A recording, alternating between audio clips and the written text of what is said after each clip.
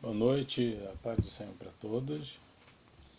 Começamos mais um vídeo e hoje nós iremos tratar sobre ensinando o verdadeiro Evangelho.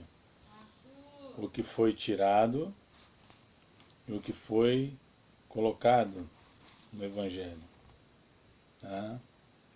Nós vemos aí um Evangelho hoje maltrapilho, como diz o Branham Manning, um Evangelho onde as pessoas já não dão mais crédito, mais valor, mas justamente por causa desses canalhas, desses crápulas que fazem do Evangelho um meio de negócio, um meio de arrumar dinheiro. São pulhas, tá? Primeiro de tudo, o que é o Evangelho? Carta de Paulo aos Gálatas, capítulo 1, versículo 4. Depois eu vou pular para o 8 e 9.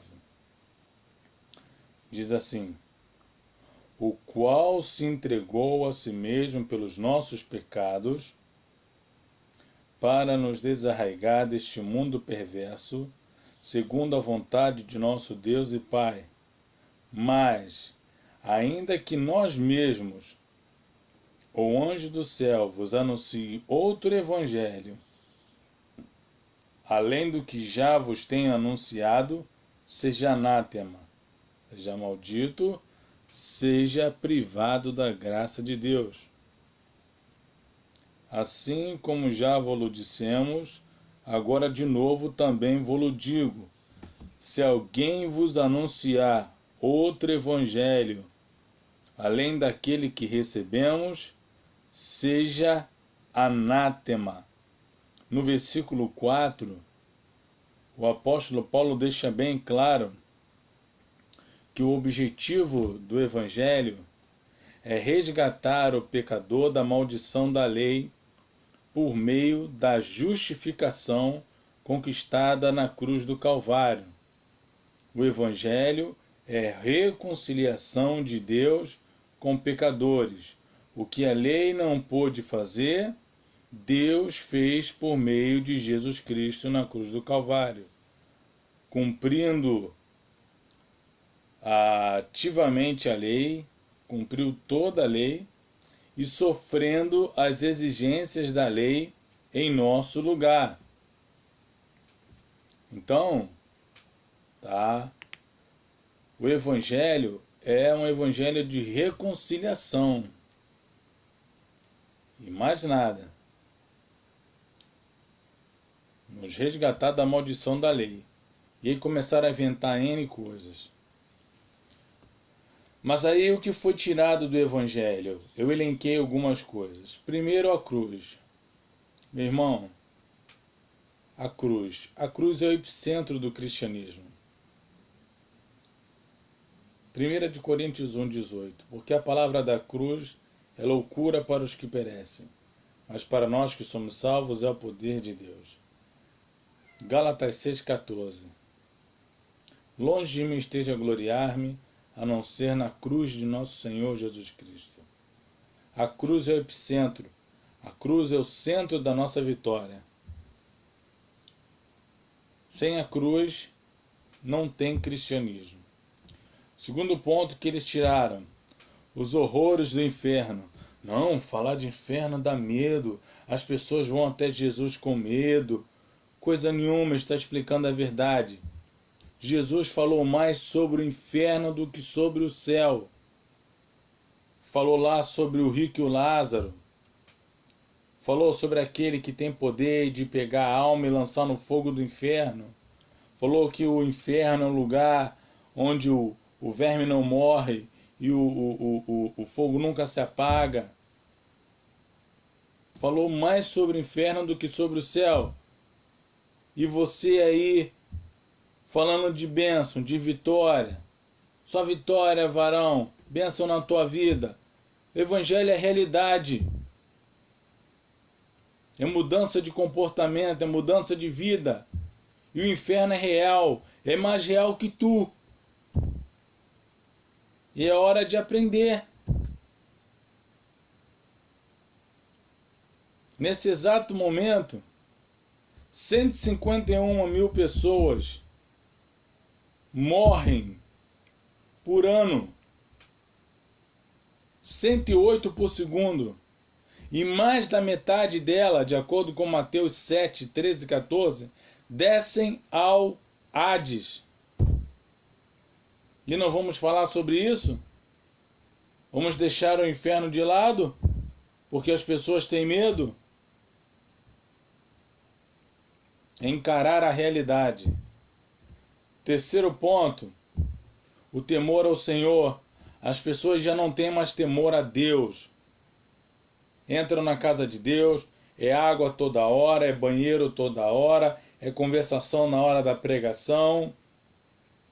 As pessoas ficam mexendo no celular toda hora, fingindo que estão lendo a Bíblia, mas estão no WhatsApp, no Facebook ou no YouTube. Ok? Na hora da oração, ficar de olhos abertos, prestando atenção no que o outro está fazendo. Não tem mais temor a Deus. Comete pecados ocultos, pecados escondidos. Fornica, adultera, furta, mente e acha que Deus não está vendo. Hebreus 4,13 diz que os olhos do Senhor estão contemplando tudo. E Romanos 14, 10, 11 diz que você terá que prestar contas a Ele. 2 Coríntios 5,10 vai prestar contas a Deus de tudo que você fez no corpo, de bem ou de mal. As pessoas não têm mais medo, não temem a Deus. Não sabe que Ele pode tirar em 3 minutos o seu fôlego de vida e você morrer. Não tem. Juízo final. Juízo final? O que é juízo final? Ninguém mais sabe o que é juízo final. Ninguém mais sabe que o mundo teve o começo e vai ter um fim, que é o juízo final. O trono branco, onde o céu e a terra vão escapar diante da gloriosa presença de Cristo sentado no trono branco. Ali haverá medo, ali haverá desespero. Os salvos pularão de alegria e os condenados vão chorar com os joelhos trementes. Terão que se prostrar de joelhos trementes e confessar que só Jesus Cristo é o Senhor. Depois disso serão lançados no lago de fogo e queimarão eternamente no lago de fogo.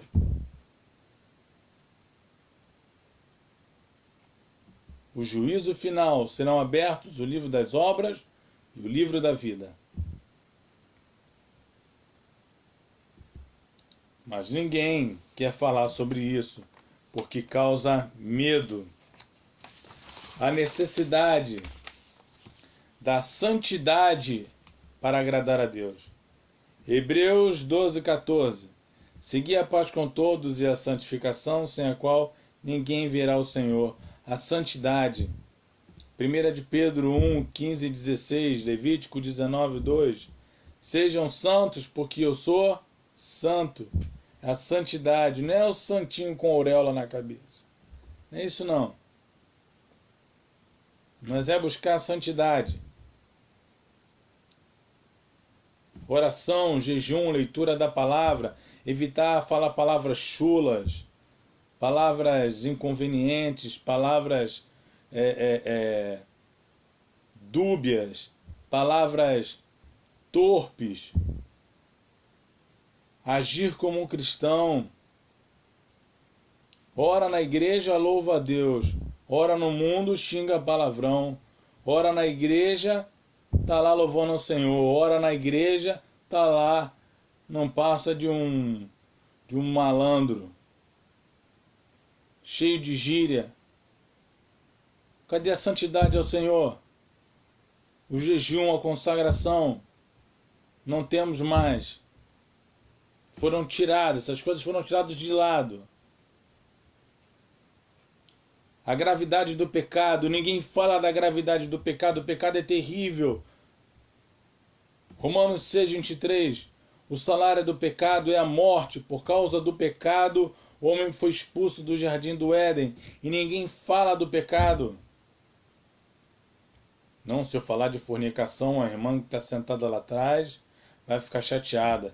Se eu falar de furto, o irmão lá atrás que dá um dízimo alto vai ficar chateado. Ah, se eu falar de adultério, poxa, o irmão que contribui bastante com a igreja vai ficar aborrecido. Problema é deles. Problema é deles. Pregamos a Bíblia.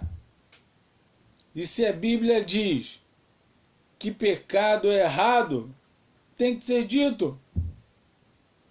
Tem que ser falado. E não ficar cobertando o erro para agradar a um e agradar a outro. Falar a verdade.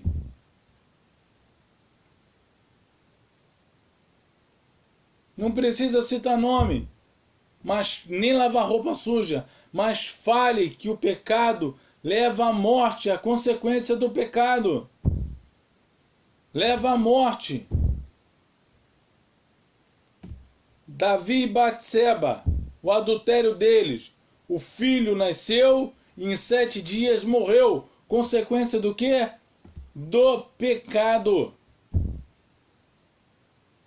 Do pecado. O pecado, ele tem que ser cortado pela raiz. Melhor, ele tem que ser cortado, tem que ser arrancado com tudo, jogado fora. Ser despedaçado. Mas não, pecado não. A gente não pode falar de pecado. Porque pecado... A igreja fica chateada quando fala de pecado. Né? A ira de Deus. A ira de Deus. Salmo 7:11. Deus é o justo juiz. O Deus que se ira todos os dias. Se o ímpio não se arrepender, a espada está pronta e afiada, e o arco também. Para quê? Para brincar? Peteca?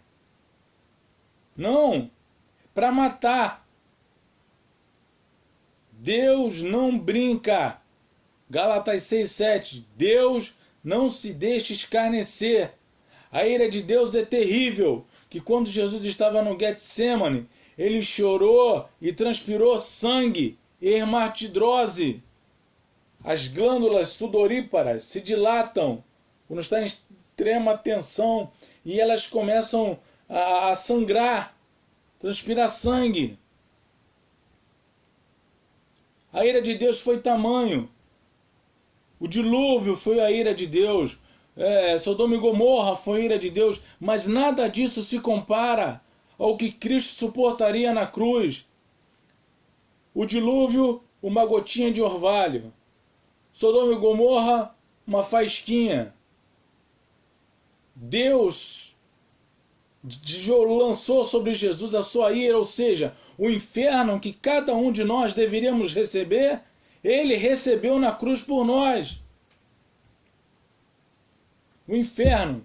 Por isso que nesse exato momento, entre o pecador e Deus, está Jesus no meio, dando oportunidade para que ele se arrependa e a ira de Deus não caia sobre ele. Mas falar sobre isso é mostrar Deus como um Deus mau, um Deus cruel, terrível. Não. Deus é santo, justo. E ele precisa ser honrado. Tá? O pecado desonra a santidade de Deus. E o último ponto. A importância da Escritura Sagrada como regra de fé e prática. Amigo, a Bíblia é o nosso livro de regra de fé e prática. Não é catecismo, não é revistinha de escola dominical, não é nada. É a Bíblia. Não é livro, é a Bíblia. Bíblia. Tudo que você precisa saber sobre Deus, você vai encontrar na Bíblia. Tudo que você precisa saber sobre Cristo, o Espírito Santo, a obra da redenção, da justificação, Você vai encontrar na Bíblia. 2 Timóteo 3,16. Toda a Escritura é divinamente inspirada e proveitosa para ensinar, repreender, corrigir, instruir em justiça, a fim de que o homem de Deus seja perfeito e perfeitamente habilitado para toda boa obra. Então, meu irmão, não se engane, tá? Não se engane. Esses pontos foram tirados do evangelho verdadeiro porque incomodam os falsos, os canalhas, os mercadejantes do evangelho. Mas nós devemos pregar todas essas coisas aqui, porque são esses pontos que levam o pecador a refletir e a se arrepender. No próximo bloco, daremos continuidade.